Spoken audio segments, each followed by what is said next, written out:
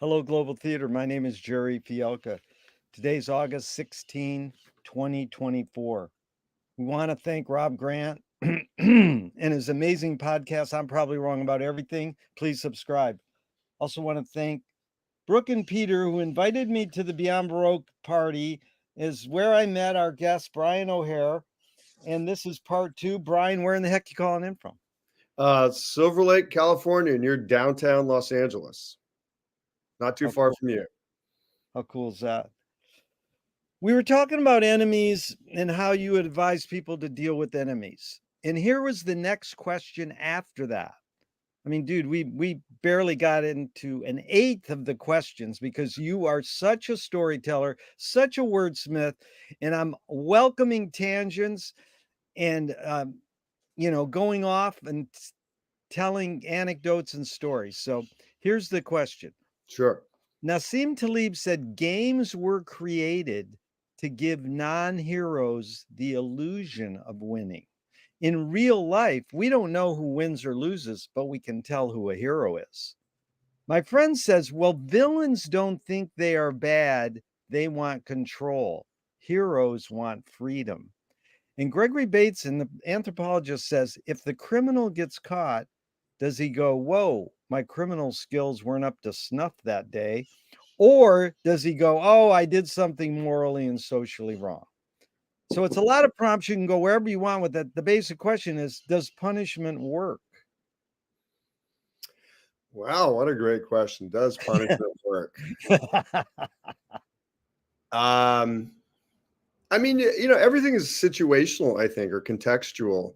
Yeah. Um, I mean, I'm just going to use myself, for example, as somebody who is I was probably talking about before, an ethnic Irish Catholic, meaning that I was baptized, yes, bugged out of CCD as soon as possible when I got into, not a debate, but a kind of a question like this with a CCD teacher, Mrs. Maitland. And I was like, wait a minute, this sounds crazy. And my parents said, oh, yeah, you don't have to go back anymore. But I would say that, you got 1,000 years of Irish Catholicism mixed in with some Polish Catholicism. And still there's stuff remains. The way that I perceive the world is through the lens of that description of that person. So there is a kind of a well-formed guilt component for me. So absolutely, for me, it does. I immediately feel remorse.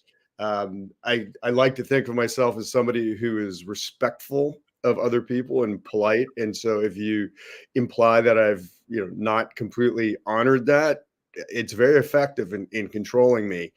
Um, I can't say though for all humanity. I mean, as somebody who spent almost 6 years in the Marine Corps, there is a kind of it's a punishment culture in a way, or that's one of the options.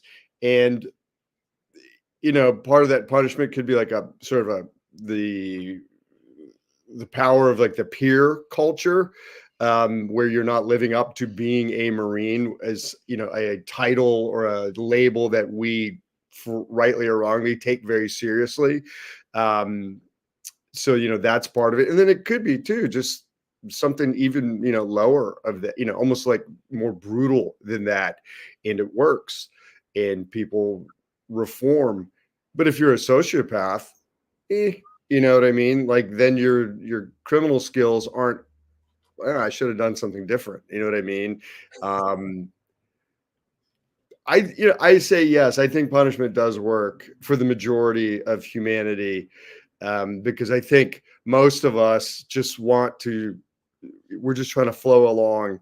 Hey, oh, good. I've got a cup of good. I've got coffee. Things are going good. I hope it's not a terrible day at work today. Ooh, I get to watch the Dodgers or Liverpool football or whatever it is.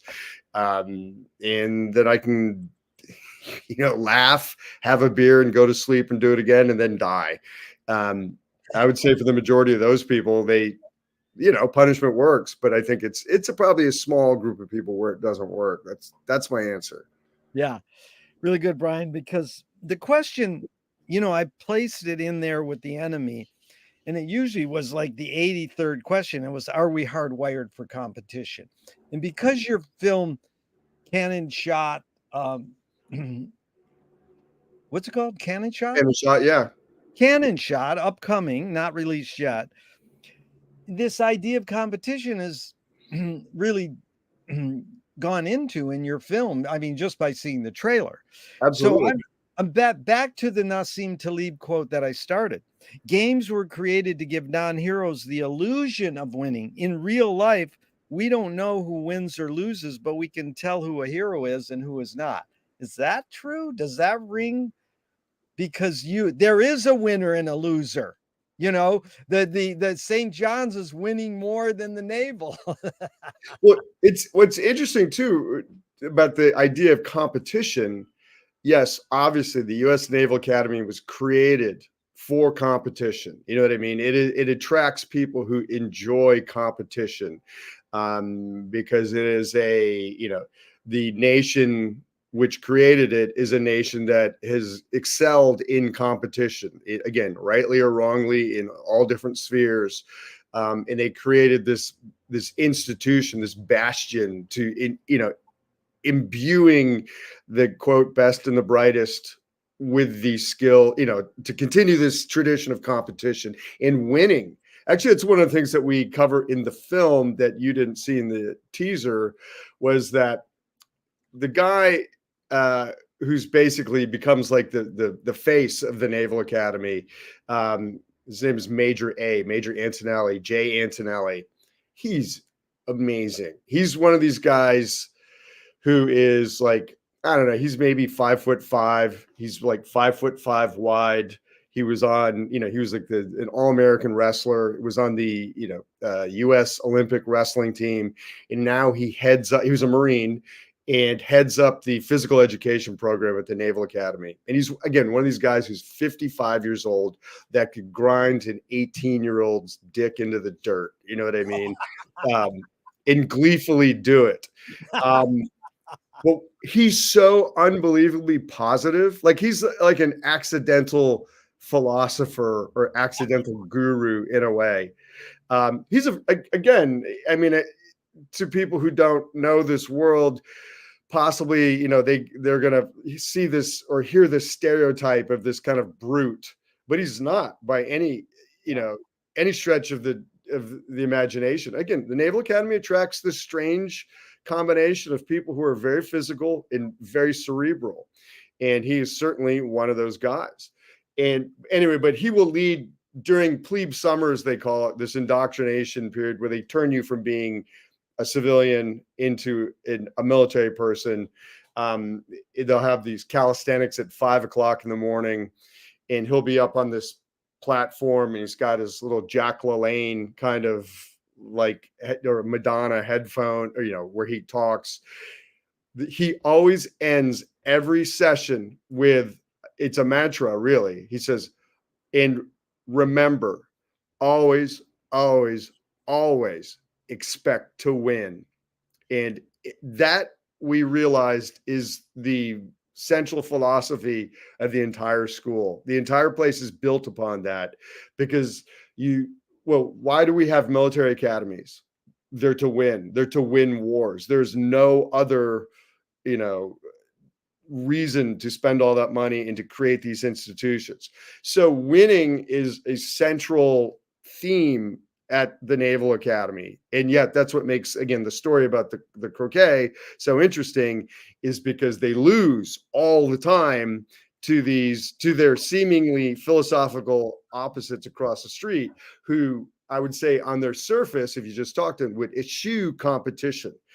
But, again, stereotypically, something about this croquet match really brings out this this dormant or this latent competitiveness in St. John's College, and they are hot to compete against the Naval Academy and to defeat the Naval Academy. And the fact that the Naval Academy is who they are, arguably the world's premier military academy, they love that. You know what I mean? It makes it so much better. It almost makes it's Homeric. And I think, again, too, that that goes back into this idea, this original question about, spotting the hero. And I think the Johnnies, the nickname for the St. John's people, they either consciously or unconsciously get that Homeric quality about this match. And they apply all of that sort of cerebral well-readness to this physical match, and it works for them. And screws up the Naval Academy's head. They took a page out of the Naval Academy's playbook, the one that the Naval Academy thought that they wrote or authored, and in St. John's is using it against them. And I love that. So anyway, I think I tangent. Let's just, Brian, for a second, just if you had to say, then is competition more innate or more invented in humans? Knowing everything what you just said and knowing it deeply, working on this film for years, and that competition is a main theme. Just your observations of humans in general. Do you think it's more innate or more invented? I think it's innate, because I think competition is, on day one of humanity, or whatever you want to call it, the Australopithecines or whatever, we had to compete to survive, and to compete to, even ego wise. I mean, again, we have egos, right? And so competition is an outgrowth, I guess, or a manifestation of the ego in the physical world, whether it's competition for a mate. Ooh, I need my bloodline to continue. Whatever. Yeah. I am a human, or I know that I'm going to die. So my desire for immortality, I need to compete to make sure that I live on. I think it's innate. And I think so. And I think to deny that, we deny that at our own peril. And I realize that people like us, literate people, educated people, who or talk philosophy or whatever, we may tend to downplay those things, but I think it's innate, very much so. Even if it's competition, can be something, it's like, even if you want to, I want to get you to laugh, that's competition, you know what I mean? And so it propels me to behave a certain way, to get a laugh out of you, because it satisfies my ego that, oh, I'm funny, I'm smart, I'm witty. So I think competition has a lot of aspects that are very subtle, that we do probably an infinite number of times a day. No, in part one, I love when I'm recklessly abandoning laughter. I love to laugh. You're good laughter. I cracked up through that whole thing, and then I tried to tell you one of my best jokes, and you just went, and I was like, oh, it was because it's like whenever you try to tell a joke to a comedian, it doesn't work. Comedians don't stop talk, don't go on my territory. But this goes back to someone who studied jujitsu and in judo, a kid 30 years younger than us, and he taught me that the best warriors don't fight the fight. So it goes back to his mantra. Remember, always expect to win. That's a driving mantra. I like it. It's positive. But I mean, how do you deal with that other thought? Hey, I know how to, rigmarole myself out of not even fighting the fight. Well, I mean, again, there's another, the Marine Corps, again, going against the stereotype as being this brute force organization. Yes, that's certainly true. That's part of its secret of success. But also, too, it's very smart. Again, contrary to the stereotype, I mean, there's something that we would say in the Marine Corps all the time, and everybody would say it, would be like, fight smarter, not harder. And I think that's a way of distilling what you just said. Sometimes you don't have to. Sometimes the best thing to do is to not fight. Even the Marine Corps they have the commandant's reading list, which is, again, at least in the Marine Corps and the sort of surrounding areas, it's famous because there's a lot of challenging philosophical stuff on there that the Commandant of the Marine Corps, who's like the Pope of the Marines, has said, I think this is of value to be read by our Marines. And it's broken down too by rank. So it's age. And as you get up in the ranks, it gets more philosophical. But even at its lowest level, quote, lowest level, rank wise, there's some pretty challenging stuff on there or on that list.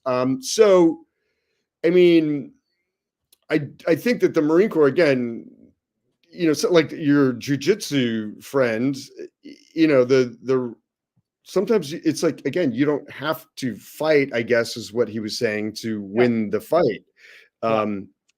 It's just another weapon. Yeah. It's And another it's strategy that you're just articulating with words, but it's still sort of who's the victor. Because that's the other part of Nassim Taleb's quote that we never get into, because I just load people with all these prompts. And I said, does punishment work? He says, in real life, we don't know who wins or loses, but we can tell who a hero is. absolutely. Well, actually, that's great. Yes. It's how do we tell who win? I mean, even sometimes by losing, you win. Yeah. I mean, oh wow, that's just an endless rabbit hole of Yeah. possibilities. And I Yeah. think past a certain point in life, you realize again, and it's our definition of what does winning mean? What does success mean? Yeah. But a hero, I think that's true. I think we are able to recognize a hero, I think, because they just appear, and it's so obvious when they do appear. And so, and there's no ambiguity about it. It's like, ooh, that person, you know what I mean? Whether it's, there's a picture on my computer here of this, one of the flight attendants on 9/11. It's when he said, or like that guy, it's so too bad that the guy who said, let's roll, has been, that phrase has been so, like, Bush just politicized the shit out of it. Like, Yeah. let's roll. But here's a guy, whatever. He's like, well, I didn't drink coffee. I wish I stopped at Starbucks, but I was late. And so I'm here. I'm a little bit cranky. I can't wait to get home or whatever. He's just thinking about the most mundane stuff in the world. And then all of a sudden he's like, oh, okay. And he makes this phone call to his wife. Hey, I love you, whatever. The plane is being hijacked. And then he says, like, okay, well, let's, to people around him, well, let's roll. Let's do this. Yeah. Let's attack these guys and we're going to die.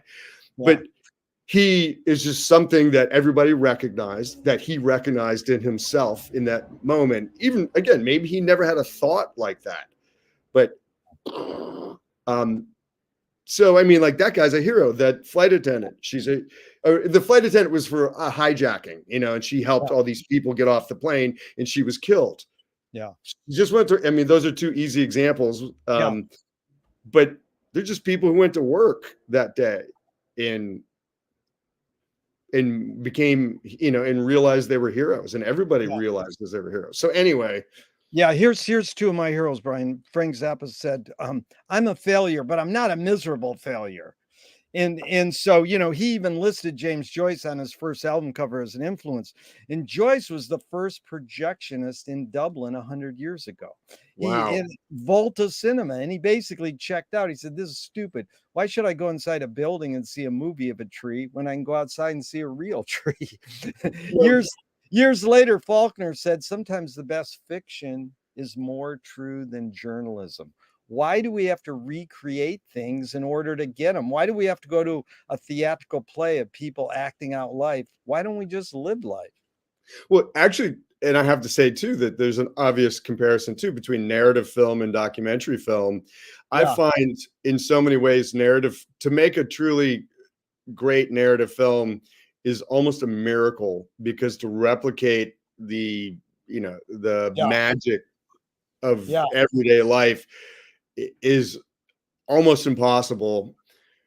But so I find documentary in a lot of ways to be so much more interesting, because it is taking the magic of everyday life and then fashioning a story out of these, out of this, out of the tree, out of the, daily life. And so I think we're kind of experiencing right now a kind of golden age of documentary filmmaking or non-narrative filmmaking, just for that reason. Again, technology has aided us in telling these stories, but like my daughter went to go see a narrative film last night, and I was like, "How was it?" She's like, "Eh." I'm like, "Yeah, well, of course." You know what I mean? So I think Joyce was, they're in Faulkner. They got that. This is absurd. Uh, it's stupid. It is stupid. So Well, no, everybody, Brian, first of all, everybody goes, well, because we have to see something in a different light and we have to, put it in frame it and focus it. So it's funny because everybody goes, well, they think I'm asking, why do we have to have art? And I mean, I am kind of, but it was funny because when you brought in narrative and doc, I loved it because Godard said Hollywood films are just documentaries of actors acting. yeah, he's brilliant.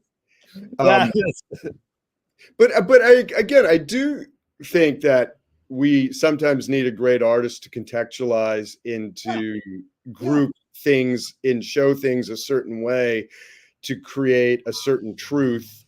Werner Herzog, the German director, is really interesting because I think here's a guy that maybe 50 years ago, I think his narrative films were terrific.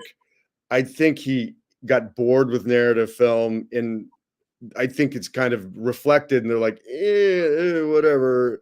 But I think his documentary films are wonderful because he applies so much of, as he calls it, the ecstatic truth, which is yeah, a phrase that I use all the time into his documentaries. He took so much narrative technique and applied them to this, supposedly quote truthful yeah, take.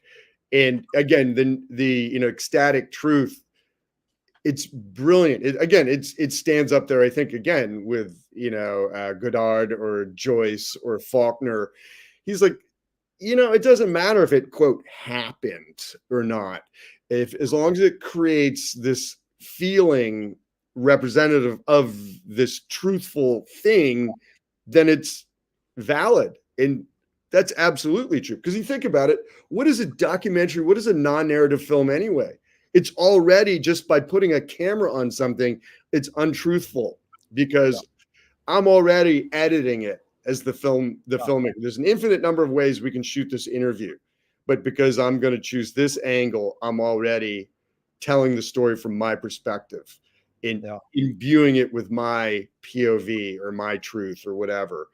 And then you edit it on top of it, and you ask people leading questions because you want a certain kind of a reaction. So it's completely manipulated and manufactured. So it's not, I don't know. It's again, good art is correct. You know what I mean? I mean, the most pure documentarian of all times, Frederick Wiseman, said Oh, docs are reality fiction. I've had it out with him. I was going to ask him all these 90 minutes worth of questions.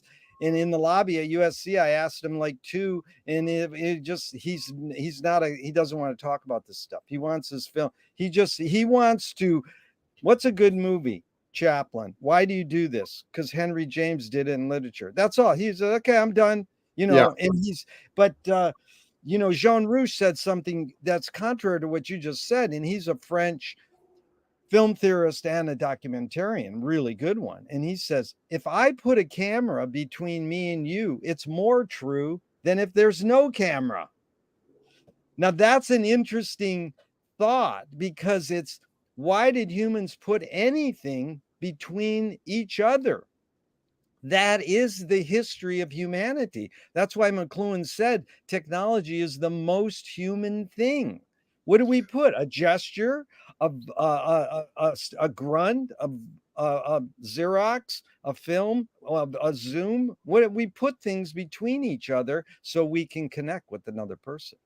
Well, again, it's like that, in telling the truth, you have to wear a mask. And, Yeah. if you allow somebody to wear a mask, they can tell the truth because there's this, deniability. Oh, well, I was wearing a mask. That wasn't me talking. So you can speak the truth. And so, yes, yeah, you know, I, I don't want to tangentialize myself out of my point here too, but I mean, I also think too, okay, back to this military thing. I mean, like people talk about like, drones as they call them. It's not a correct term because you and I can fly a drone. Only a pilot can fly something like the MQ-9 Reaper. It's a remotely piloted aircraft. But there's this whole thing about, warfare. I think since like day one, since, again, back to like what we were talking about, when we had to, competition, when we had to best our enemies with our bare hands and we had to basically choke them or beat them, with a club or something. I think since that day, we've always been trying to put distance. When we realized we could throw a rock and maybe I could hit you from 10 feet away. And Yeah. then, whatever, at some point somebody invented an arrow or a spear. I can get even further away. A crossbow. Oh, gunpowder. I can get even further. And then artillery. You can just kind of go in, battleships or aircraft. And well, I mean, I don't see, again, quote, drones or remotely piloted aircraft is really any different from that. It's just, again, it's this technology, that McLuhan is alluding to. It just allows us this greater Yeah. distance. And, it's interesting because strangely it's allowing, maybe it allows us to be more human, which is odd. But Wait, the distance allows us to be more human. It's interesting, Brian, because this is funny because you get to kids in Langley in their pajamas who are video game freaks, and they're just wiping out other kids across the country. But that's the eye contact of the weaponry. When you yeah, see so that's the great Dilemma in Finnegan's Wake by James Joyce. The guy's about to shoot the guy in the firing squad, and he goes, "I got to take a shit." And he goes, "I can't shoot you while you're shitting." So it shows you, like, you can't kill someone when they're in front of you with their eyes. You can, but it might be a little harder, you know. well, exactly. Well, because somebody who's taking a shit is being human. Yeah, And I think it's hard to kill somebody who you recognize as another, you recognize the humanity in that yeah, person. And I think too, kind of going back to this idea as well. One of my favorite writers, this guy, Grossman, Vitaly Grossman, who wrote Life and Fate, Stalingrad. He was a Ukrainian writer, but part of the Soviet Union. His whole idea too was that, the executioner executes his humanity, and the person that he execute, their humanity they become immortal at that point. Their humanity lives forever. So again, the executioner executes their own humanity. And I think that's a really fascinating wow. concept. He kills himself when he kills the other person and allows the other person's humanity to live forever.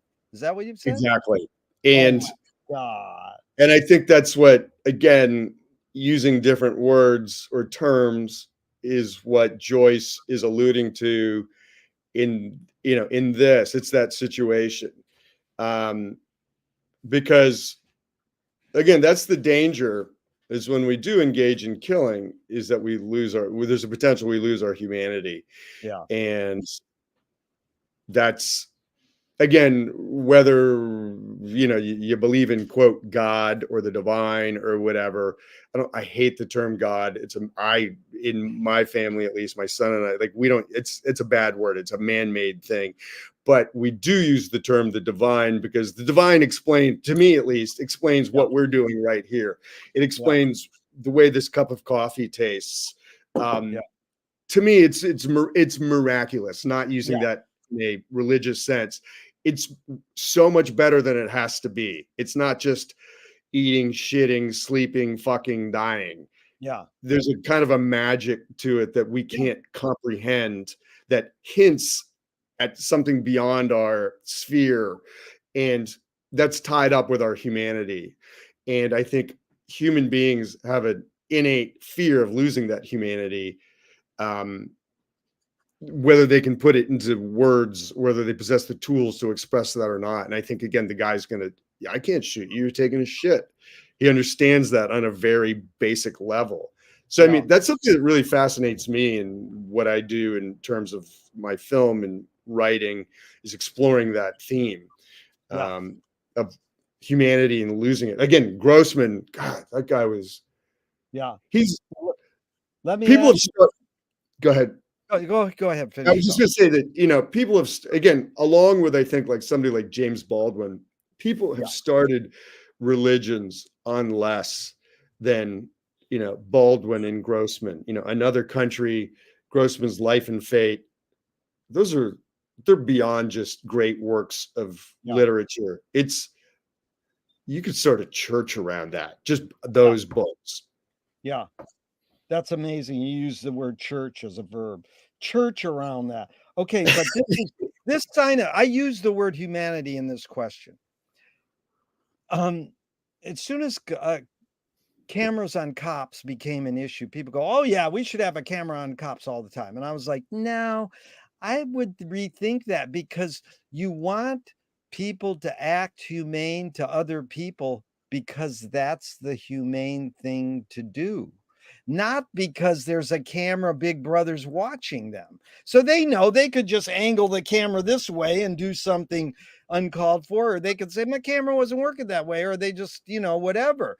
But to think that was the solution, I was leery. But then people go, nope, because I mean, to me, that woman was a hero who held that camera for 8 minutes on the George Floyd thing. She should have won best cinematography at the Oscars. And you know what it did to her? It ruined her life, Of because course it she did. said she had nightmares, because she said, I didn't put the camera down and stop it.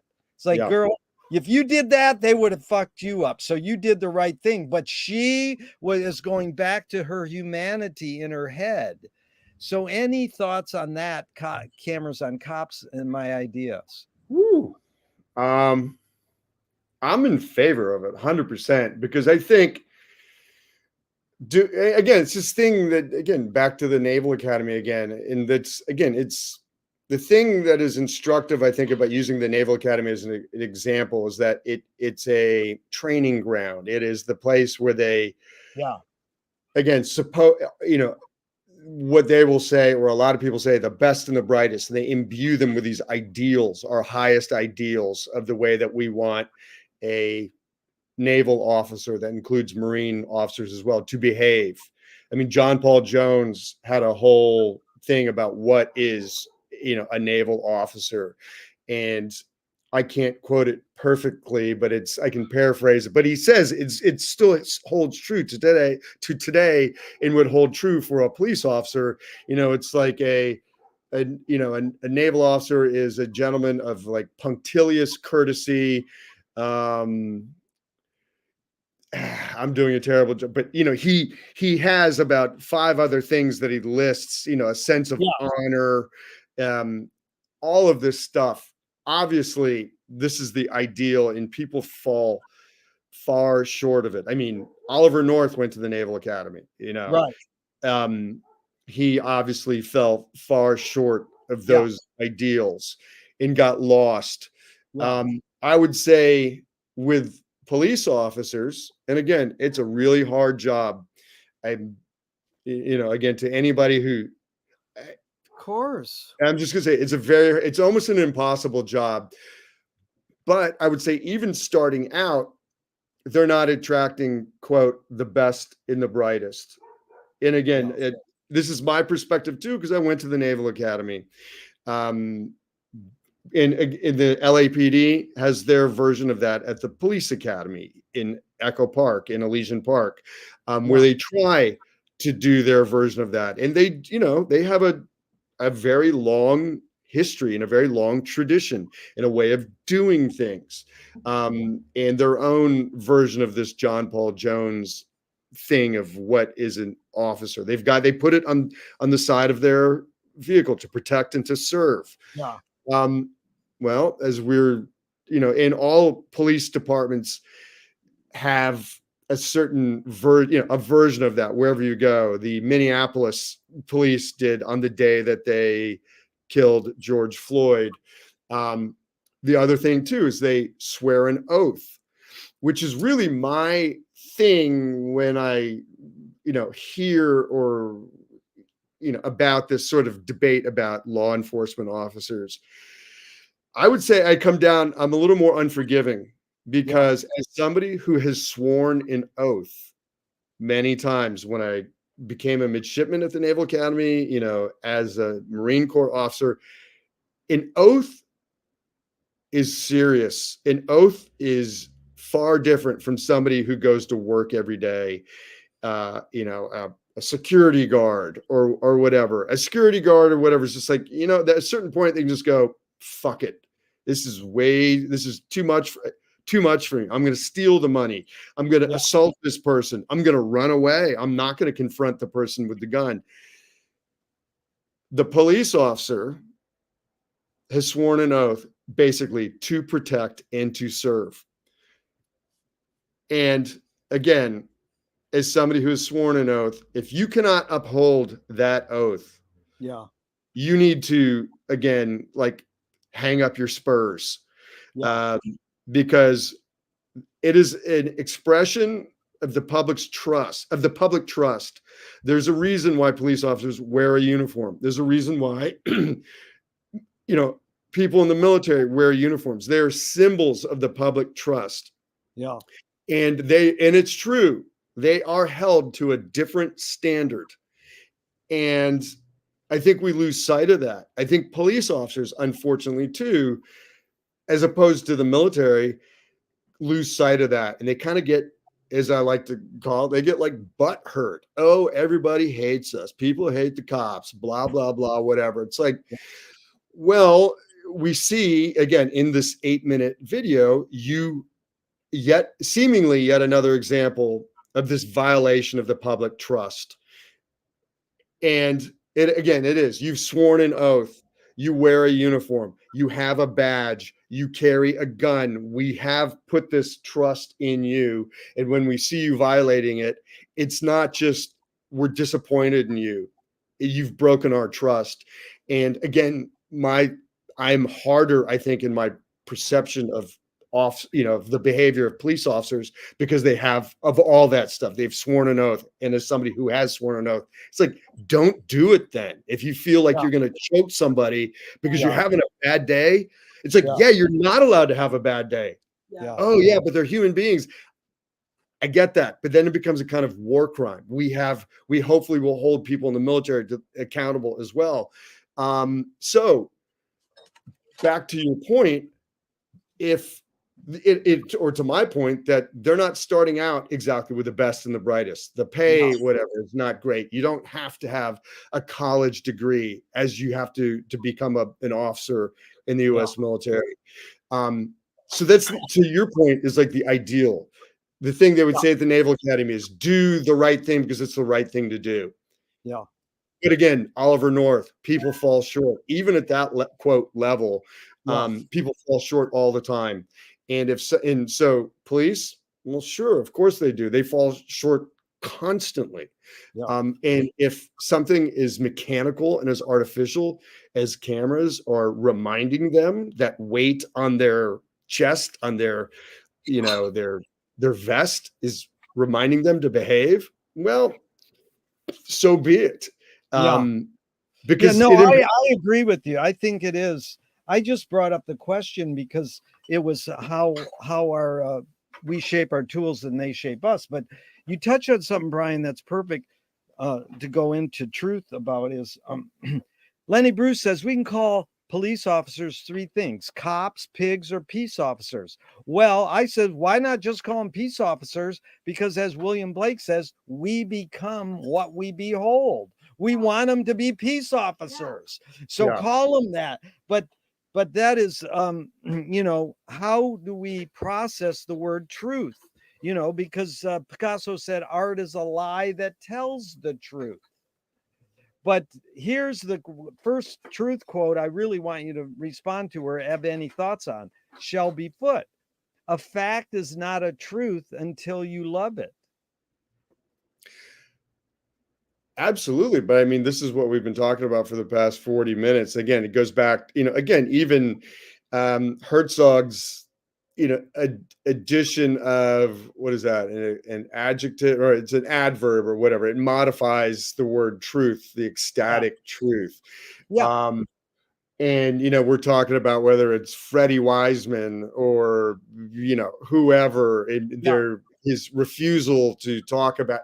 I personally, I find Frederick Wiseman's documentaries very hard to watch Oh, yeah. because, whatever, I absolutely respect the Yeah. hell out of the guy, but like the documentary Belfast, Maine, there's this shot of like clothes going around in a dryer or a washing machine in a laundromat. I get it. That's super true. Well, the Um, other the Herzog thing, just to put it in context, it's like he said there's a static truth, there's emotional truth. That's Ken Burns. You watch Ken Burns with your parents and they cry, they tear up. Then there's physical truth, which is Michael Moore, you get a belly laugh. So he yeah. broke down, and I say there's a fourth one called intellectual truth, which is more like Chris Marker and others. But it is, I understand what you're saying, but it is funny when you say a fact is not a truth until you love it. What does that mean? Well, I think again, until you love it, it's just this. It's not necessarily poetic, but it's a chewy way, I will say, or a juicy way Yeah, juicy way. of speaking to the. I guess one of the words I can use is this, because we've been talking about this indoctrination. Yeah. Again, taking all the sort of propaganda aspect or brainwashing aspect out of it, it's what schools. I mean, you think about it again. We're talking again. It's the drones, the remotely piloted aircraft. It's indoctrination happens from the moment you're born. You get indoctrinated by your parents. You get indoctrinated by your family, by your community, and then you go to school and blah blah blah blah. It's as by your tribe, your nation, your sexual orientation based on the way that your tribe is treated. So, but I think again, back to the love thing is that once that indoctrination, it's a kind of that indoctrination. Once that philosophy is maybe a better way of putting it. Once you're like, this speaks to me, I once you make it, I think loving it is meaning it's making it your own.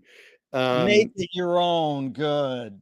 Because, okay, again, the part of the point of Cannon Shot, the croquet documentary, that makes it so, again, juicy, is that on the surface, these two schools could not be seemingly more philosophically Yeah. different, seemingly representing opposite ends of the philosophical spectrum. On the far right, obviously, Yeah. is the Naval Academy, for all the reasons why that's stereotypically obvious. On the far left end of the spectrum of philosophy, obviously, again, is St. John's College. There's no grades. There's no exams. They read and they talk about books. Oh, it's a big, expensive book club. Um, Obviously, they are lefties. But really, I mean, part of the point, not to give away the farm on the film, is that not only are these two schools very much alike, because they share so much in common, And the fact that they allow these truths that they have come to make their own to separate them, Yeah. because they are separate. They're literally right across King George Street. And I don't mean 2 blocks away or a mile away. I mean, you throw a bottle from behind the wall at the Naval Academy, you hit a Johnny on the head on the other side of the street. Dude, there's a shot in the teaser. You can see it. It's a pan. You go boom, boom. There's no jump cut there. It No, is, it's amazing. yeah, the camera is literally in the middle on the yellow line in the middle of King George Street, and we pan from the right, and it's not even a huge pan. It's what, a 90-degree pan, and Yeah. you get both campuses.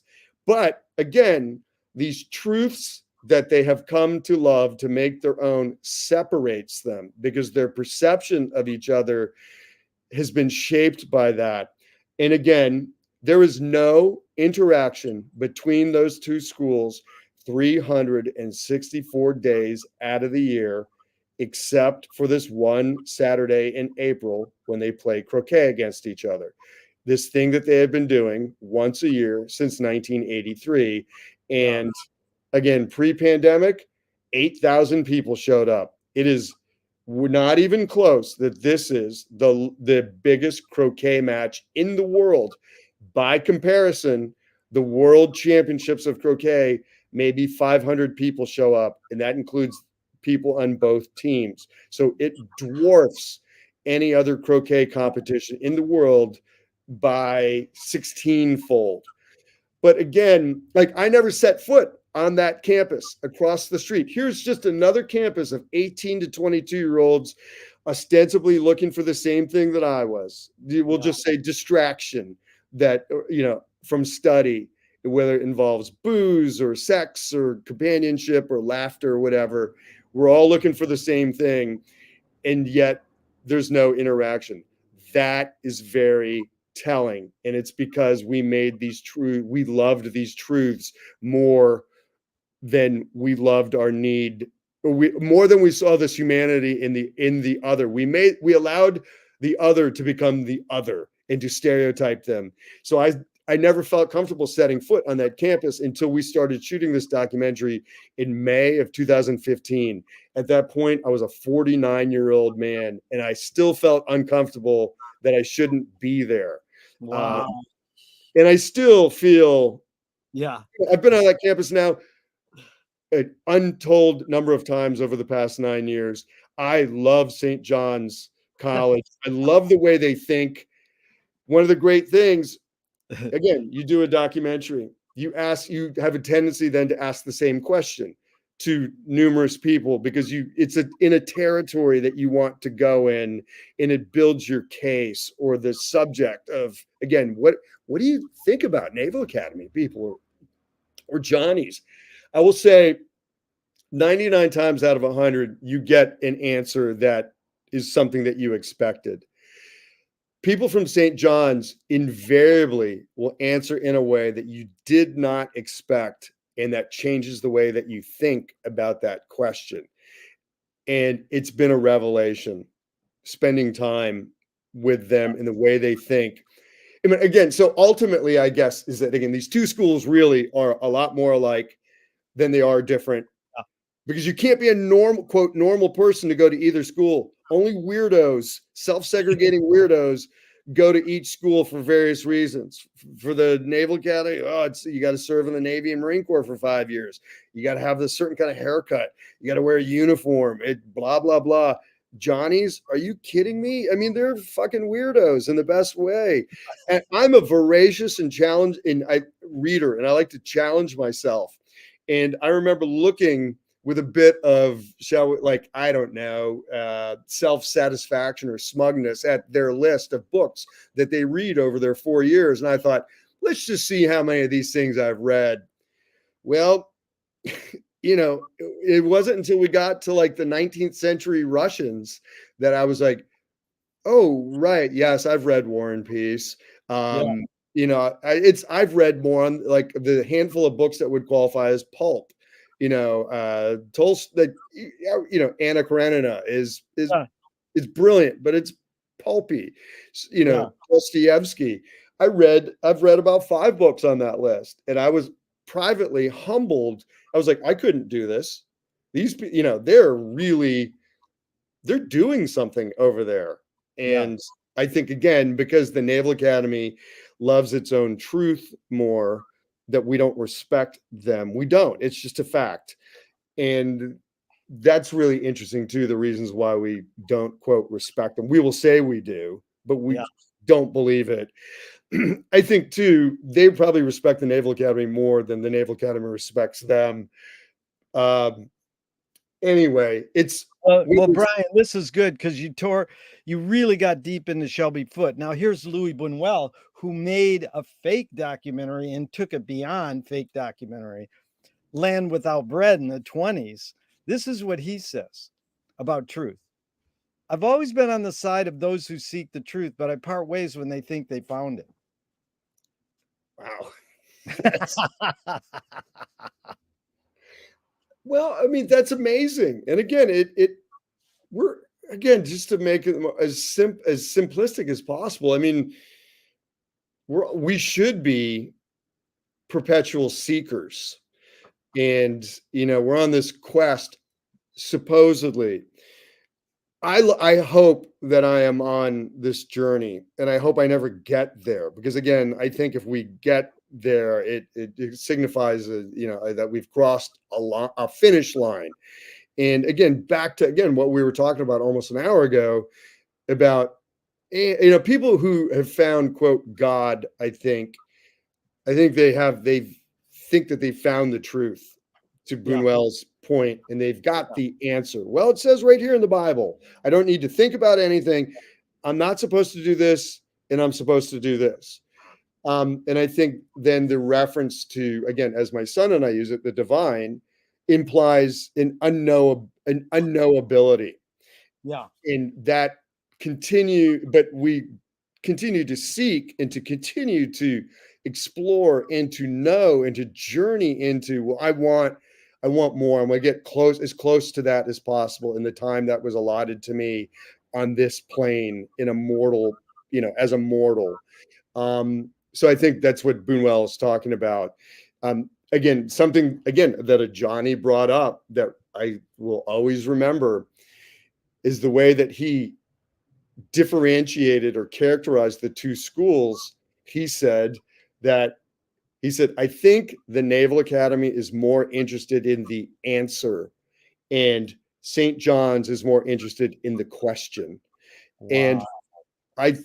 as soon as he said that, Zach Guerra, my director, and I think we basically we melted into a puddle, because my director also is a Naval Academy graduate. He's a class of Oh, 2. is he really? Yeah. Oh, he's a brilliant guy. USC, he got his MFA from USC. Yeah. He's somebody who doesn't wear, like myself, we don't lead with like, well, I'm in the Navy and Marine Corps, I'm a veteran, because it's so limiting. And again, people form opinions of you and about your ability to seek the truth based on that label. Yeah. But in that moment that's it's a big part of who we are. And it's why we're making this film, to define in our own terms what that institution is about, what that experience was about, what the follow-on experience. He was a Navy pilot. Again, I was an officer in the Marine Corps. To define, so what did that mean? What was that truth to us? Because I think, again, as we talk about, again, these indoctrinations. I mean, St. John's people are indoctrinated as well. They're so indoctrinated. Sure. And they're so people who are in charge of these institutions are very protective of these truths that they want people to love, that they want their people to love.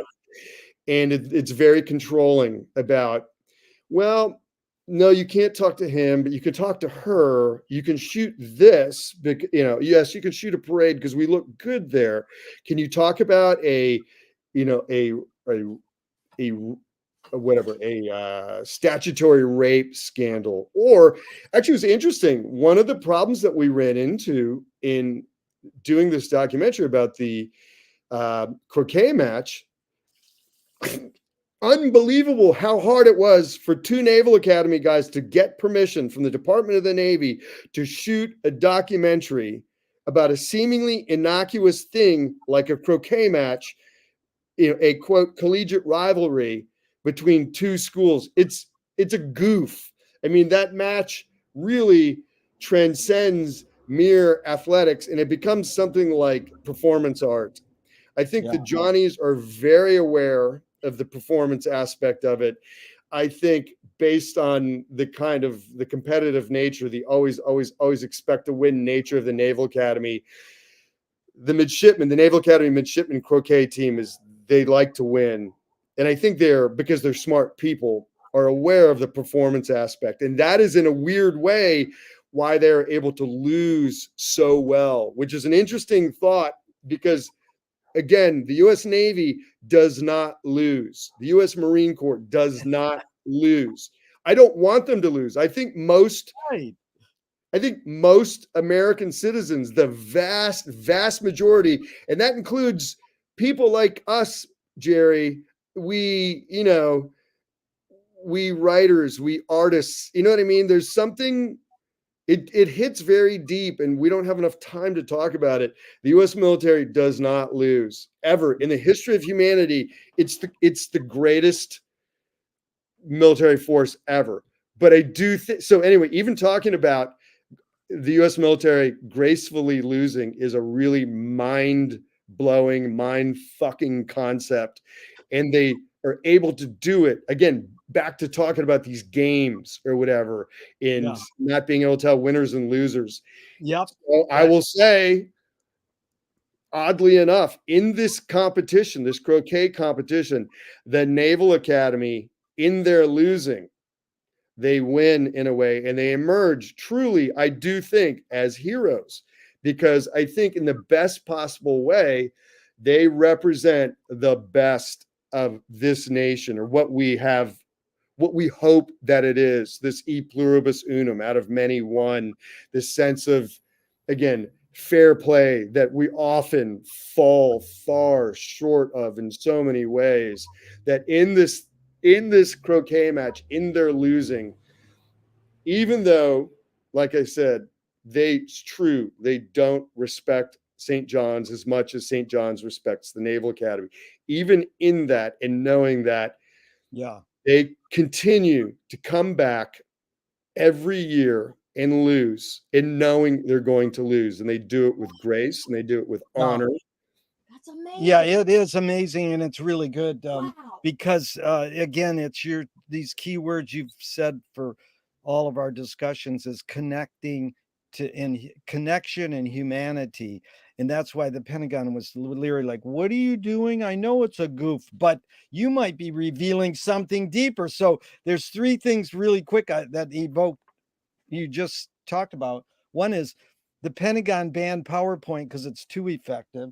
Two, Andy Warhol said the most dissing the bourgeois. There's nothing more bourgeois than dissing the bourgeois. Oh, I've never heard that, but absolutely. Again, really quick. Again, Yeah. as I always say, Jerry, like me and you, our people or whatever, that's like the most tiresome thing that we do. Is like, oh, really? Oh, Youngsville. I mean, dude, I'm a middle class, upper middle class guy from Yeah. basically a bourgeois suburb of Pittsburgh. Yeah. I grew up on Country Club Drive. Okay, I Yeah. mean, the jokes write themselves. For Yeah. me to diss that is like, oh, like I'm just gonna pass out right now from boredom. You know, another, No, we have Polish roots too, man. We're good Midwest Pole. But here's the other one, John Cage, because when you said naval answer St. John question, John Cage, when they asked him a question, he goes, "That's a very good question. I wouldn't want to ruin it with an answer." And that is because they're in their need of each other. He knew the Zen spectrum, the yin and yang. But back to Buñuel, it's interesting because everybody says, I'm for anyone who seeks the truth, but I part ways when they claim they found it. People go, that's true. I love that. And one guy finally says, no, that's bullshit. Because if I'm going to seek something, it's because I want to find it. So then I morphed it into the question, which you anticipated with your ESP. If the journey's more important than the destination, why do we have to seek or name a destination? And everybody goes, well, to focus, you got to have. And then one person says, well, then actually, I reacted. Well, what about the flaneurs? The psychogeography guy, people in Paris in the 20s, they just sat at the coffee house and were slackers. You know, Hemingway and Joyce and all these people who changed the world forever. And they had epiphanies in everydayness. So, do we have to name or seek a destination if the journey's more important? Why? Well, I mean, it's again, you're so smart, Jerry. I have to just say that because you start out with a seemingly random question and it connects up the whole way. Bravo. Um, Again, because it goes back to, again, this nature of competition. I mean, like, yeah, we're all going to die, right? And so all this knowledge that we gain, this journey that we go on, it's all, again, I believe it enhances something in our essence. You know what I mean? Some people call it the soul, the energy. I don't know what it is. I personally believe there's something else going on, electricity, and I believe it goes somewhere. And I understand that maybe my only purpose in this existence is to, seek that. But again, I'm also a human being. And okay, so for me, just to seek that and to sit on my ass, as great as that sounds, at whatever le petit fleur or whatever that coffee shop that was famous in the 20s in Paris. I don't know. Yeah. And sit and drink our coffee and smoke and then get drunk and then maybe, smoke hash or something and then have sex and then sleep forever and do it again until we die. I mean, yeah, to think that that you can do anything more in the world is absurdity. Again, it's ego. Because again, it's all going to amount to naught. And you might as well just sit and drink good coffee and drink good absinthe and laugh and talk with smart people or dumb people and take a good shit and enjoy the truth or whatever in the everyday, the epiphany in the everyday. I mean, again, back to, no, it wasn't Faulkner. Who was it? It was, no, it was Joyce about I can't shoot that guy. I mean, It's true. It's absolute fact. There can be an epiphany and a great shit. And that's, uncouth. That's very Marine Corps of me to bring up. But it's honest, a good piss. This taking that first sip of this coffee in the morning. Whoa. Yeah. There's an epiphany in the mundane. I think wasn't Cheever, it was Updike said in his writing, in the whole Rabbit series, especially. I mean, Rabbit Engstrom is the most everyday guy, and he's the most unexceptional person in the world. He runs away. His girlfriend gets pregnant. He runs away, in the first book, and then he gets married because it's expected of him. And then he gets a car dealership left to him by his father-in-law, and he becomes rich. I mean, the guy, he's not even that smart, but he just keeps sort of like continuing forward. So anyway, the brilliance of that series is, as Updike said, is give the mundane its beautiful due. And Updike realized, again, it's like when I talk to kids about writing or whatever. I talked at the City University of New York in Kingsborough, which is at the ass end of Brooklyn, at the southeast end of Brooklyn, the most unglamorous stretch of Brooklyn in the concept of Brooklyn. And as you would imagine, that classroom, the diversity was off the fucking charts. So inspirational. You had like everybody there, people who floated there, people who walked there, people who fled there, people who saw nothing heroic or unique about what how they got there or the lives that they live. Oh, I make and sell tamales at 5 o'clock in the morning underneath the 46th Street, 7 train station. And then I go to, middle school and I take care of my kids. What big deal? Everybody in my neighborhood does that. And I mean, again, that is an expression of what Updike is talking about. In talking to them in this writing class, I was like, look, I get that you guys don't think that you're special or unique. I was like, this campus is fucking ugly, and it's at this unglamorous part of Brooklyn. And, I would point over my shoulder. I was like, I get that you compare yourself consciously or unconsciously with, I was like, those other great writing programs over there, Columbia, NYU, the New School. I said, but guess, and I was like, those are great, they're amazing, they've changed the world. I said, but you guys, you have something that money can never buy. I said, you have this life that you've lived. And I said, you don't think it's exceptional. I said, but let me tell you, I am in awe of you, and don't let anybody tell you that you cannot tell your truth or write your truth, and you can do it right now. You don't have to wait for your MFA. You don't have to wait till you get rich enough or to be able to go to NYU or Columbia. I said, you guys, if like you have you have humanity in your imaginations and on your tongues. And I was like, wow, like I'm jealous of as a guy from an upper middle class white suburb of Pittsburgh. Fuck. So again, I'm trying to think where we were going with that. I got excited, got fired No, that up. was good. Brian, I usually know when these are going good when I tear up. And this second time in part two, I've teared up. That was really emotional. And one thing that it reminded me of is a German government official was touring the art galleries and studios in Paris, and he went into Picasso's when he was painting Guernica. And he was Yeah. finishing it up, and the government official pointed at it and he goes, "Did you do that?" And Picasso goes, "No, you did." So it's like this thing about the arts, painting and music. Here's another one I'd love to hear your feedback on, and this is Eartha Kitt. Truth is a Love. theory. Truth is a theory that is constantly being disproved. Only lies, it seems, go on forever.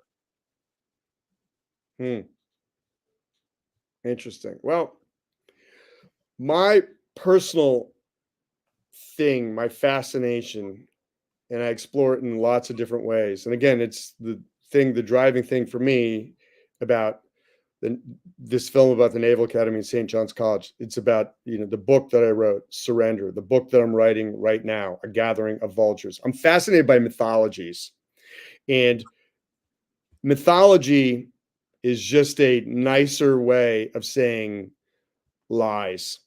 I mean, it's true. And they take on a cloak of respectability, I think, the higher up that you go.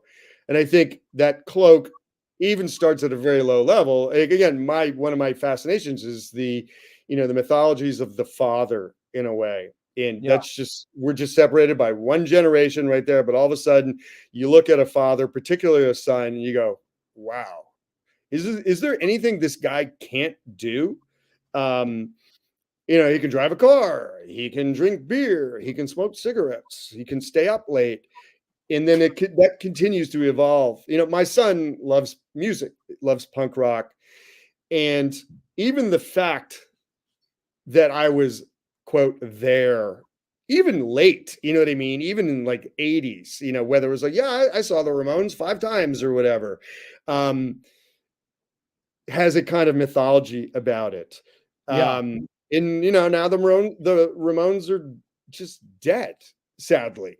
Yeah. So he can't go see them. But we lived in Seattle. When I got out of the Marine Corps, I moved to Seattle in the early 90s. And we lived in the neighborhood, Capitol Hill, where that shit was happening.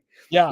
And we're talking about Paris, and we're talking about hanging out. I think in a weird way, Capitol Hill in Seattle in the early 90s. Again, Yeah. I was not in Paris in the 20s. I wish I was. It'd be great. Had a kind of aura about it that paralleled that. You had a lot of really smart, really talented, or really creative, or funny, or entertaining, or distracting, all great things. People hanging out in taverns, in shows, in basements, in theaters. Maybe they didn't make all great art, but they all had, gave us daily epiphanies.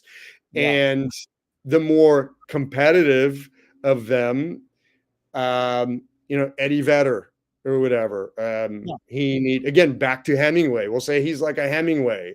Yeah. Even Gus Van Sant, right? Oh yeah. Um, he's in Portland, right?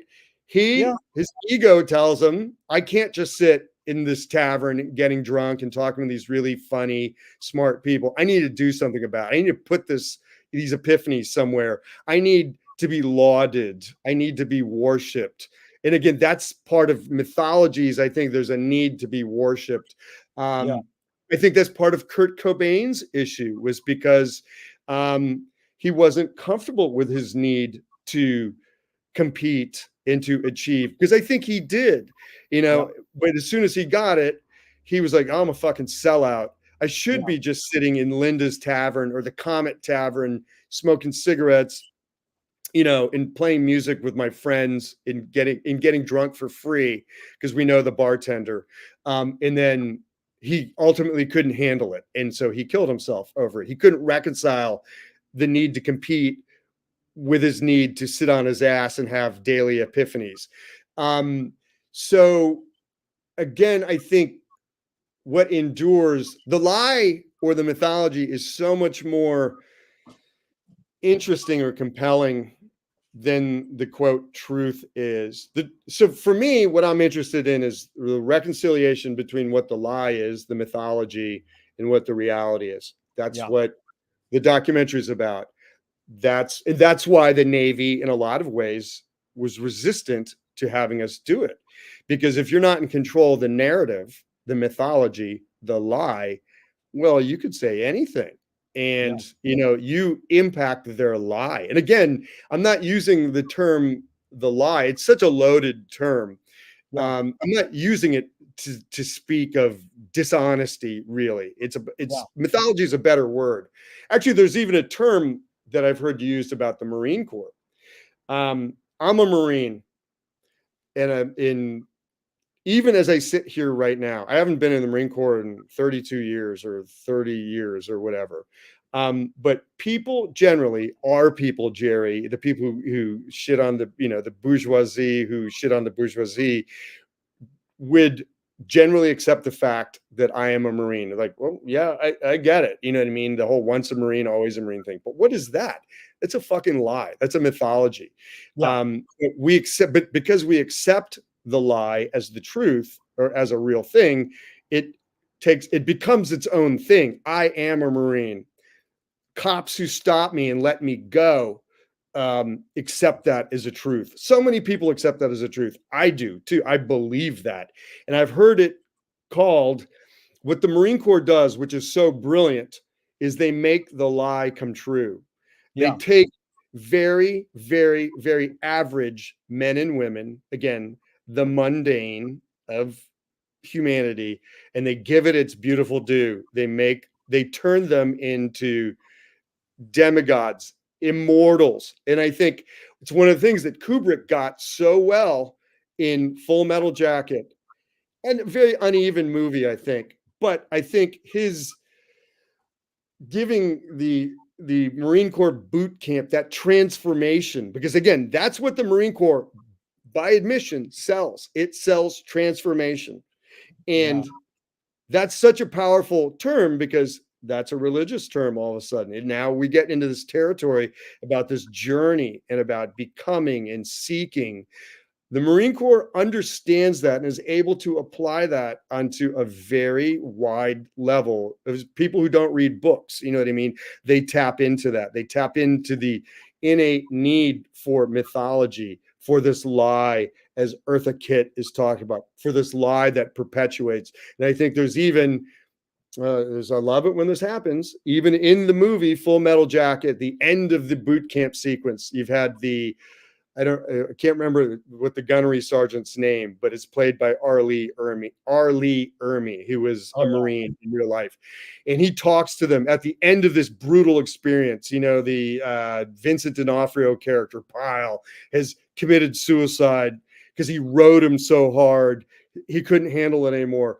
Ermey, at the end, in his character as the drill instructor, comes clean with them about the reality of what's going to happen to them next, and two, the mythology and how they can take comfort in the mythology or the lie, as Eartha Kitt is talking about. He says basically, look, you're Marine, you are now Marines. You are all going to Vietnam. It's just a fact. They would say that about Iraq and Afghanistan. There's two kinds of Marines. There's Marines in Iraq and Afghanistan and those who are going to Iraq and Afghanistan. So he's saying, he's tapping into this thing. He Yeah. also says, not all of you are coming back. That's a fact. You are going to die. There's a lot of you who are going to die. That's just a fact. But he says to this thing, Eartha Kitt, the lies live forever. He says, you are Marines. And, you know, Marines live for, because you are a Marine, Marines live forever. He's hinting at this immortality, this transformation that's happened. As long as the United States of America exists, you will live. You will live forever. So he's conferring this immortality. Take comfort in your probable death that is going to happen. You 18-year-old from, you know, Wheeling, West Virginia or whatever, with zero, you were fucked at birth. At least you will be a Marine and you will live forever. You will have a kind of nobility that we have conferred upon your life in this nation, you know, whatever, the greatest nation, whether it's by wealth because we seize the wealth or whatever, like the Roman Empire. We have imbued you with this title, and take comfort in that. Your death will not be in vain personally because of that. And I think that's what Eartha Kitt is talking about. The lie lives forever because the lie is sexy. The lie is hot. The lie has bearing upon our personal immortality. We can't guarantee that when we die that we're going to go anywhere. But the Marine Corps seems to be saying, if you become a Marine, at least within this very tangible like sphere, you will become immortal. We promise you that. Even while you're alive, you will be a Marine and people will look at you differently. And it's true. They do look at you differently, regardless of whether it's warranted or not. People do look at you different if you're a Marine. That's fucking mind blowing. I love it. Yeah. Absolutely love it because, Yeah. again, it's the mythology. It's not true. I'm just a guy. I'm as mundane as anybody. I'm going to die. I'm 58. I love that mind fuckery as, you know, as having adding a kind of nobility to it. Again, it's a thing that the Marine Corps understands. You can't just, the average human being can't just sit around in the, you know, the cafe and smoke cigarettes in glory and everyday epiphanies. He or she needs something to hold on to. Oh, this Yeah. has purpose. I did something. I went Yeah. from Wheeling, West Virginia, and now I'm a Marine. And you go back to Wheeling and you're dressed blues, and people are like, God damn, fucking look at you. I talked to a guy at a barbecue a couple weeks back, Latino guy, older than me, gay guy. And it was interesting. He joined the Marine Corps in the like late 70s or early 80s. And again, this is a tough working class guy, not bourgeois, you know, not my background at all. And it was interesting. We connected, boom, of course, on being Marines. And he says, look, he goes, I joined the Marine Corps, so maybe my dad wouldn't look at me as such a faggot. And that's the term that he used. And he goes, I thought maybe if I became a Marine, he would look at me differently. And he said, and he did. And like I said, Wow. again, that's a loaded word. And I Yeah. am quoting him, but it's very cause and effect. Yeah. He desired transformation to be viewed as equal to or whatever in his dad's eyes, and he got it, and he sought Yeah. it in the Marine Corps. And the shit, like I love stuff like that because really, in a lot of ways, Marine Corps doesn't give a fuck. The whole thing about don't ask, don't tell, and being gay or whatever. Yeah. Marines really don't give a fuck. It's the people, again, who guard the lies, old people who guard the lies, who are afraid something's going to be revealed, as you alluded to 20 minutes ago or whatever. They fear that. They put, the Yeah. clamps on that.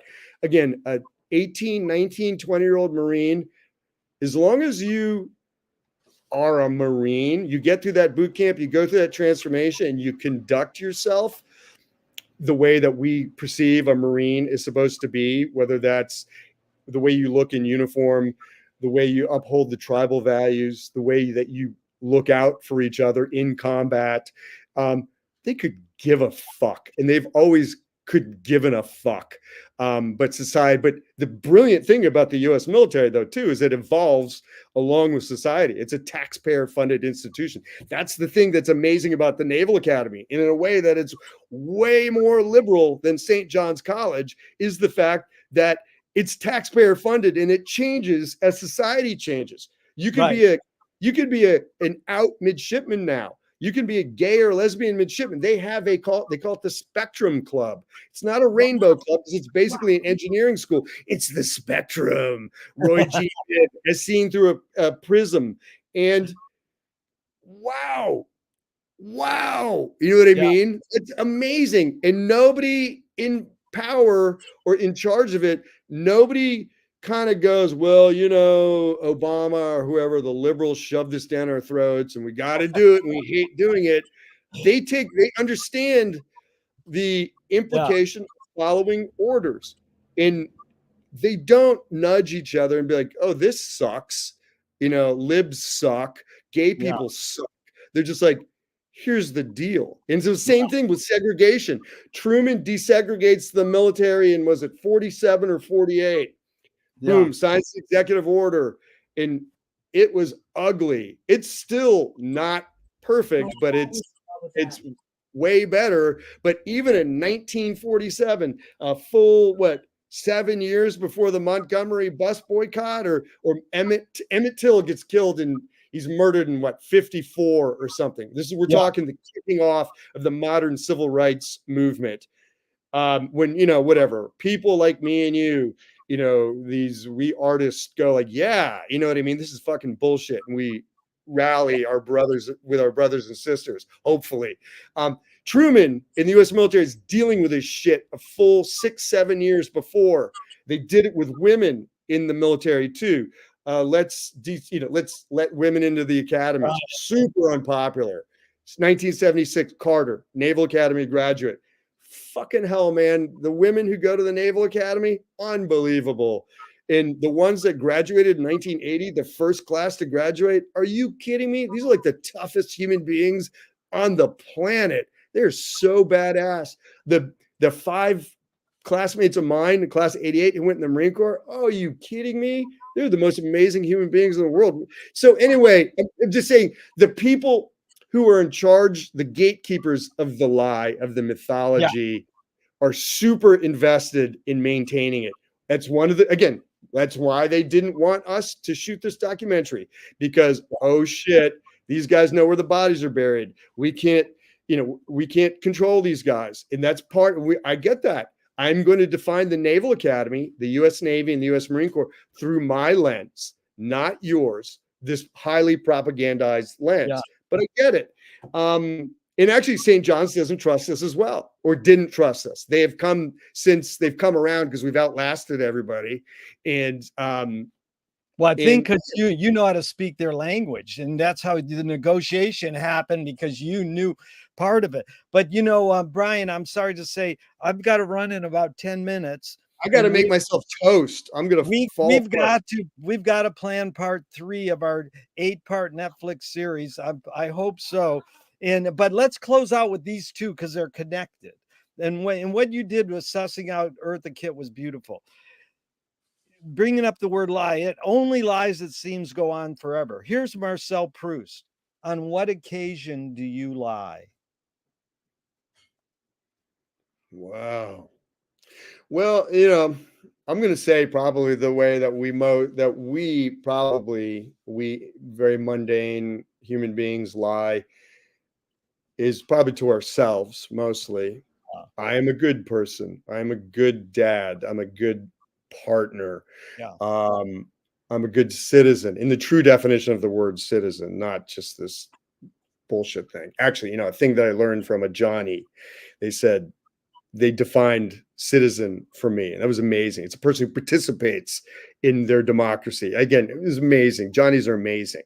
So I would say probably most often to myself. Yeah. Again, because I believe myself, and maybe it's a lie too, that I'm on this journey, this search for this thing, this enlightenment, or whatever you want to call it. Maybe that's a way. I think I am. It's a way of, comforting myself at how I spend each day. I'm editing this book, and this book contains these truths, and I'm expressing these things, again, on the movie, on these other films that I'm doing, that this is valuable again, and it speaks, maybe again that has something to do with my ego, but maybe I'm lying to myself. Again, I'm belaboring that point. I think we lie to ourselves mostly, No, and I think it's amazing, Brian. Most people, or a lot of people, say, "On what occasion do you lie?" Well, Tom Waits nailed it the best. He goes, "I didn't know I needed an occasion." But this woman in the movie business said, "That's called manners." And that's what a lot of people say. On what occasion do you lie? To protect others' feelings. But I think it absolutely. is deeper when you can recognize, no, like I've only once in 40 years had someone, "I don't lie." Well, everybody lies. You know what I'm saying? I'm kind of saying, but they said, "But I don't want to lie to myself." That's the heavy thing, that this act is not just, we're not here alone, but in a way we are. I don't know. Absolutely. And I agree. I think again, because we're alone, we're not alone. And because we're not alone, we realize that we have to again function with Yeah. people that we some people we hopefully love, other people that we like, and then the other people again, we recognize, we'll say, or respect their humanity.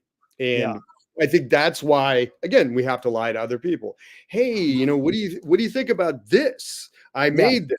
And you in your mind are like, oh, Jesus fucking Christ, that's the worst thing ever. Um, but there's no like how many times did I'm sure I got lied to spare my feelings an infinite number of times growing up, in to probably, as of this morning. And it has allowed me to retain some semblance of my sanity and self-worth, that I can continue on to hopefully express again my own truth. And then to the point that I won't, I'll just die. But if we don't, who knows whether we're talking to a Proust or an Einstein or a Nelson Mandela or a Mother Teresa or whoever, when, they put up their little picture when they're 13, or like, get the fuck off of it. You know what I mean? Give it up now, because there's plenty of that in the world as it is. And I Yeah. think maybe our lies to other people just hopefully just balances out some of the venality and the horror that people inflict upon each other for a multitude of reasons. Yeah. Well, So here's in closing out with a movie person, because you touched on this, Robert Evans. yeah, There are three sides to every story: my side, your side, and the truth, and no one is lying. I mean, he was clearly a brilliant guy and an amazing character. An amazing book. Kid stays in the picture. Um, That's what that movie starts with, that quote, I believe. yeah, yeah, an amazing film. But he's so smart that you don't even have to explain that. Yeah. It's just true. Because again, we go back to Freddie Wiseman. Well, where do you put the kid? Like, he's trying to, even the brilliant Frederick Wiseman can't get out of the fact that he has to put a camera somewhere, that he has to use a camera, that he has to put it on that hated washing machine in the laundromat in Belfast, Maine, which I can't watch any Freddie Wiseman movies because of that.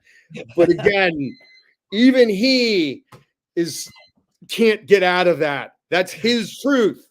Yeah. I respect his truth.